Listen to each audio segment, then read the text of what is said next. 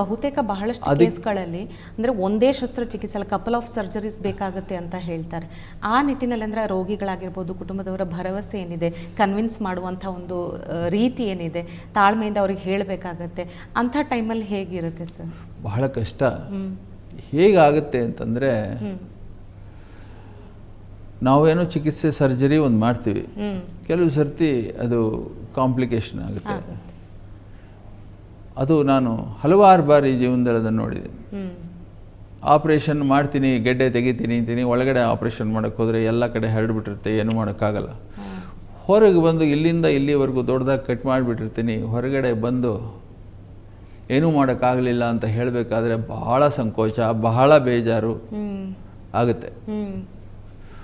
ಮುಂದೆ ಅವನಿಗೆ ಏನು ಚಿಕಿತ್ಸೆ ಕೊಡಬೇಕು ಅನ್ನೋದು ಕೂಡ ತೀರ್ಮಾನ ಮಾಡಬೇಕಾದ್ರೆ ಆ ರಿಪೋರ್ಟ್ ಬರಬೇಕು, ಅದೊಂದು 8-10 ದಿವಸ ಆಗುತ್ತೆ. ಆ ಸಮಯದಲ್ಲಿ ಮನಸ್ಸು ಅಲ್ಲೋಲ ಕಲ್ಲೋಲವಾಗುತ್ತೆ.